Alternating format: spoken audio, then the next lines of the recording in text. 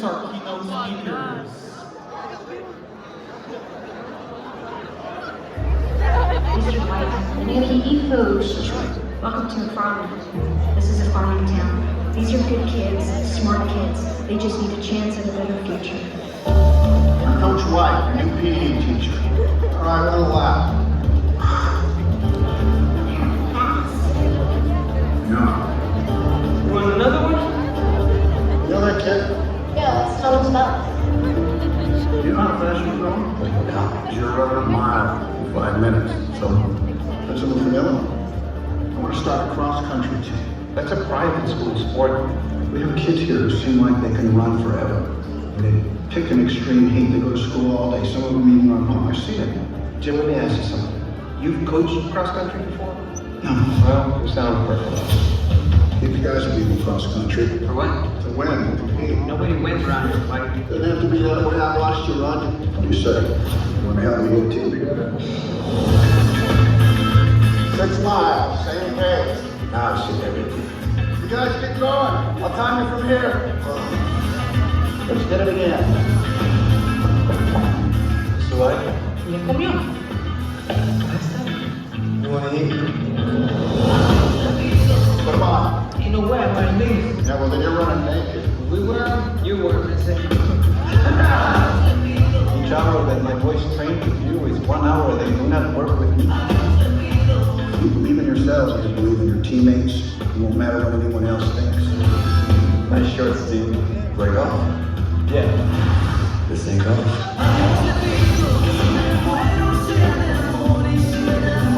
Okay, hold on to Bishop.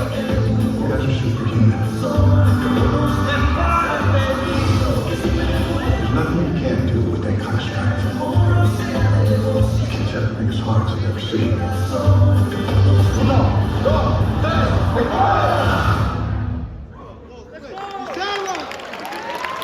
Now, it is my great pleasure to introduce the brothers, David and Danny Diaz.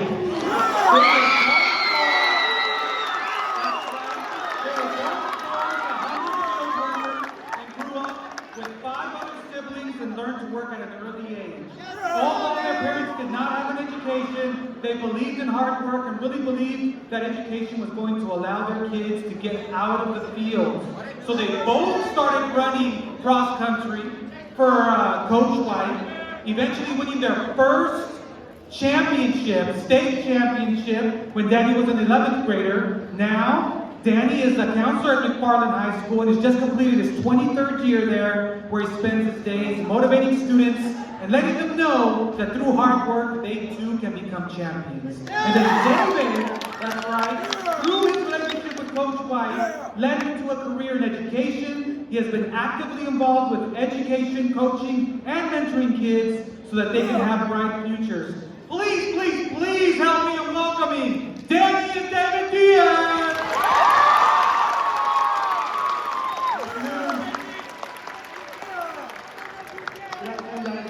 My name's Danny Diaz. If you squats McFarland USA, let me hear you shout. Well, you know what? We are from McFarland, a very small town, very small high school. This is a huge high school. This is the second assembly, and it's jam-packed. The other one was packed as well. I was telling your other students, your other classmates that came before you, that somebody once told me that field workers are not supposed to be anybody in life.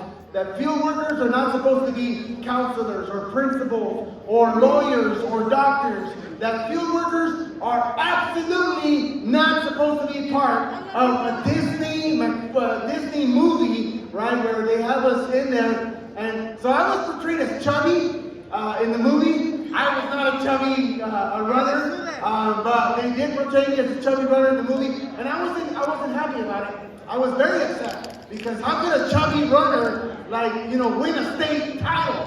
Now, McFarland High School, we won 9 state championships, and we went on to do great things in life as well. You know, Mr. White, our coach, was always teaching us. He's trying to teach us things.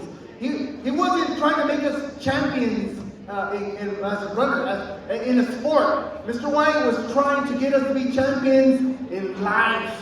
And to be a champion in life, you gotta be a certain type of kid. Now, I have students at the high school. I get to see them every day, and I know that at McFarland High School, we have some great students. We have some pretty decent, okay students, but then we have some students that don't like to work hard. Let's just call it what it is. They are lazy. They don't want to do the work, right? Well, I'll tell you what. My brothers and I, we were not lazy. We went out to work at 5 in the morning. My mom would take us out to work in the morning. We'd go out in the fields. My mom wanted to do like maybe an hour and a half, and then take us back to school. Now watch this. Listen, my shoes were all muddy, and my mom would just drop us off at school in the morning and say, "No, you're good, mijo. Mira, vete a tus clases. Oh, by the way, if you grew up in our family, you grew up speaking 2 languages, right? Spanish and English. Spanish was our first language. And you know what my mom says to this day? She says this. Hey, mijo, you need to practice your Spanish because you forget it. You don't practice it. But listen, if you forget Spanish or if you don't learn Spanish, how are you going to communicate in heaven? That's what they're going to be speaking in heaven. So the rest of you guys, she would say, you're going down, right? And so, but that's a plug for our Spanish teacher over here, right? So we grew up speaking English and Spanish, but listen, you become a champion in life. Mr. White taught us to be champions in life by doing 3 things. Number 1 is to work hard. Don't be afraid to work hard, ladies and gentlemen. Don't be afraid to, yes, you gotta, right now our seniors are applying, and they've been applying for scholarships, and a lot of them, well, they don't want to do the essay. They don't want to go after teachers for the letters of recommendation. It's too much work, right? Don't be afraid of working hard, Mr. White would tell us. And we weren't afraid. Man, we were working the fields in the morning, and then my mom would come pick us up after school to go work again for another 2 hours. And then, by the way, we still had practice. We had to go to practice still, and so they would become dark. But there we were because we wanted to run cross country with Mr. White. And so, if you work hard, ladies and gentlemen, you are on your way to becoming a champion in life. If you have big dreams, if you dream big, if you have goals, if you set goals in your life, trust me, you are on your way to becoming a champion in life. And then lastly, if you never give up, it's really easy to give up and just throw in the towel and say, man, skip this, I'm done. I don't care about, taking these classes in college, and it is hard, it's hard work. But if you don't give up, you will become a champion in life. Now, McFarland, we went on to win 9 state championships in cross country, and that's a great accomplishment. It's hard to win just 1 because California is so big, it's a big state. But we were able to capture 9 state titles here in this state of California. And we did that with hard work. It wasn't easy, but our coach, Mr. White, he always instilled in us that if we had the right attitude, Mr. White is big time, he's all about attitude, right? And he's got his shirt that says, it's all about the attitude. That's what Mr. White preaches, right? Because, you know what? Some things you can't control in life. You can't control that your parents are, poor, or that they're divorced, or that you can't control certain things in your life. But I'll tell you what, you can always control your attitude. And if you have the right attitude, wow, you are going to accomplish big time things in life. And so we don't have a lot of time, but I just want to just tell you one more thing. That I came about 5 or 6 years ago with Mr. White. Mr. White is now, he's 80. He's 80 years old. He wanted to come with us, but he's had a little setback with his health. But Mr. White is still a big time icon in our school, in our community. Everybody looks up to Mr. White. He's taught us so much. A lot of his runners have become, professionals. We went on to college. We accomplished things. Some of them did not. Some of them, they didn't want to do the hard work, so they just stayed behind doing whatever. So let me introduce you, my big brother, David Diaz. Hey, good afternoon, everyone. such a privilege for us to come over to Pittsburg, California. Looks a lot different than where we come from. Where we come from, it's all agriculture. There's nothing but grapes, almonds, and just all types of fruits and vegetables. But you guys are over here. It looks really, really nice. So I congratulate your city, and your high school looks very, very beautiful. I thank Ms. Rodriguez for the invitation. And you guys have been such a pleasure to be around. At least the first assembly was, and I'm sure you're going to do better. So again, we're here to basically share our story. And we don't feel worthy sometimes. We don't deserve the attention. We're definitely not people from Hollywood. We're just average people. We all have jobs. We're not rich. We're just normal people just like you. But we want to let you know that our story was portrayed in a movie called McFarland USA. And maybe your story is worthwhile as well. Maybe your story is even better than ours. So I want to let you know something. Don't be embarrassed about sharing the troubles or the great things that you've been through, because when you share your story with someone else, it can be something that they can, glean from or understand. We come from a big family. There are 7, brothers and sisters in our family, and our mom and dad, very, very humble beginnings. We only had 3 bedrooms in our house. 1 sister, she had her own bedroom, and 6 brothers in the other bedroom. My dad worked long, long hours. My mom was a person with a strong character. If you see the movie, you can tell a little bit in the movie that she's a very, very strong-willed person. And so myself, as the oldest in the family, she gave a lot of that responsibility to me. So we worked out in the fields since we were in kindergarten all the way to school, and even work in the fields today.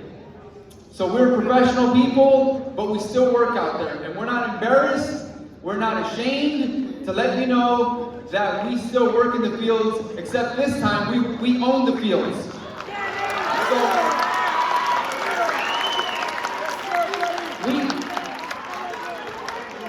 we do look a little young, but we're not as young as you think we are.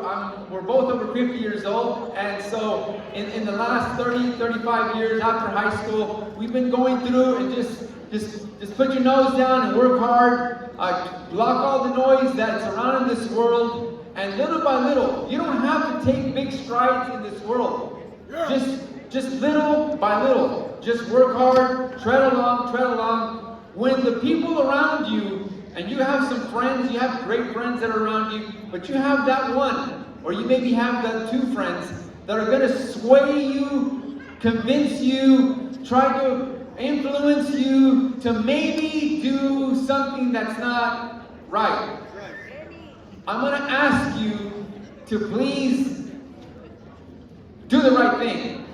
Don't follow that 1 or that 2, even though they're cool, even though you like them, you're not going to like what you guys are going to end up doing. And you know what? Those mistakes that you do as a youngster follow you all the way through your life. So if you can avoid those pitholes, if you can avoid those big mistakes, guess what? Little mistakes, we've made them.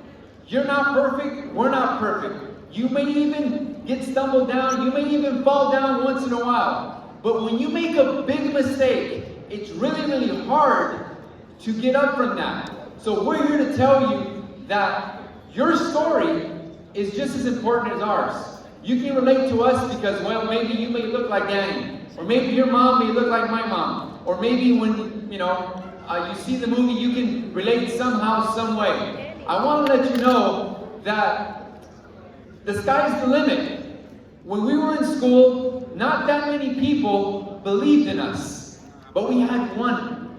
We had that coach, and we had that person who just said, keep on going, go to school, you're good enough, you're good enough. And when you get to school, when you get to college, when you get to the university, you find out that you're just like everybody else. Everybody's nervous, everybody's scared, everybody's timid. And you know what? Pretty soon those 4 or 5 years go by, you graduate, and then you get that job, and then you get that big fat check. And you know what? And then you get a job where you are proud of. You can say, I have a career. And then you get your first house. And in our case, we live in a rural area, so we live out in the country. And we have a farm. And he has a farm. And we're able to grow almonds. and we're able to have a business mindset. And so what I'm here to tell you is that your dream that you have, I'm just here to tell you this. Don't just have one dream. Have a couple. Because if you just have one and you don't make it, you're going to give up. So always pivot, have a plan A, have a plan B, have a plan C. I became a teacher at the age of 22 years old. It was a 4th grade classroom, but guess what? My first dream was to be on ESPN and broadcast sporting events. That's what I wanted to be. And so for whatever reason, I thought, you know what? I'm a morning guy. Remember, my brother Danny told you that we woke up early in the morning. By 10:30 at night, I'm kind of going to sleep. And by 11, I don't want to be out there talking about sports. So I was a Sunday school teacher growing up. And so I loved teaching, and so I became an educator, and I loved sports and all type of coaching things, so I got into education. And then I became a vice principal, became a principal, and now I'm a school board member there at our community. And I want to let you know that if you just keep a wide perspective, don't zero in just on one thing. Have a couple of things, a couple of options, because there are cruel people out there in this world that are going to tell you no. They're going to tell you you're not good enough. They're going to say, well, you don't cut the mustard. This person is better. I'm going to tell you that they may be right. Prove them wrong. And don't give up. Keep on going. People are going to be negative about you. But if you believe in yourself, and we believe in ourselves, trust us, we didn't have a silver spoon in our house. Everything we have, we worked hard, we earned, and we still scrap, and we still scratch for the things that we have. We're here to tell you that we believe in you.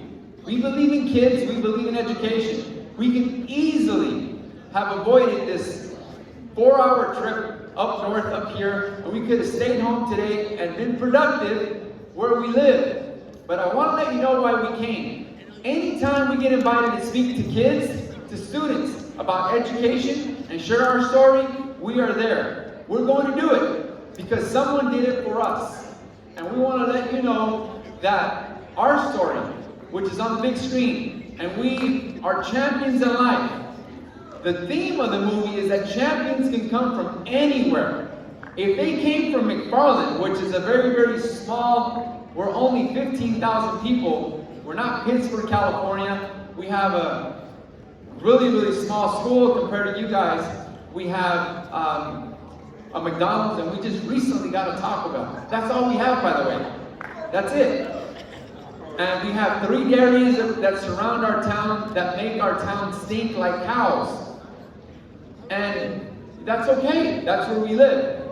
But through there, a lot of people stop to visit McFarland. And since this movie came out, McFarland was on the map. Now, I was always proud of my last name. I was always proud of my family. I was always proud of my community. Just now, it's a Disney movie, and lots of people come from all over the world to see Danny. He works at the school. He's fortunate enough to be there. They ask for him. He's kind of like the hero in the movie, right?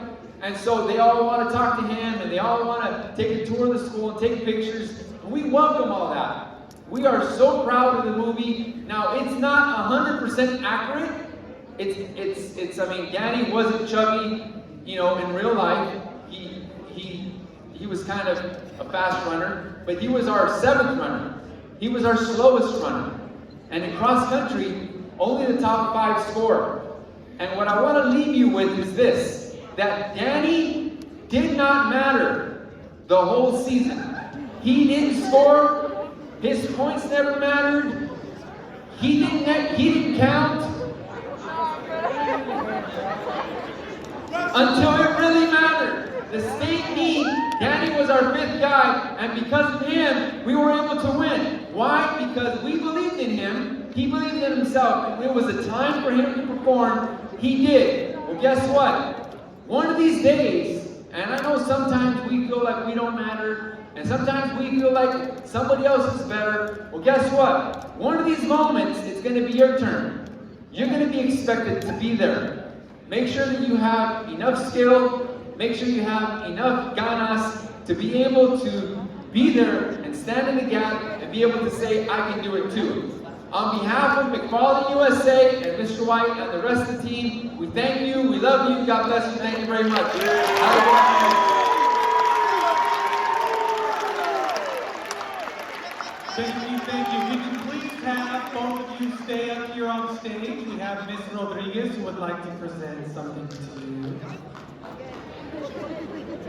Thank you. Thank you guys, being a wonderful audience. And at this moment, I would like to tell both of you thank you for doing that long drive. And I know Danny was here about 5 years ago. And David, this is your first time. I want to say thank you. And I hope it's not the last time, okay? I really appreciate your help and being here. And Danny, this is for you, for your hard work, for dedicating your life.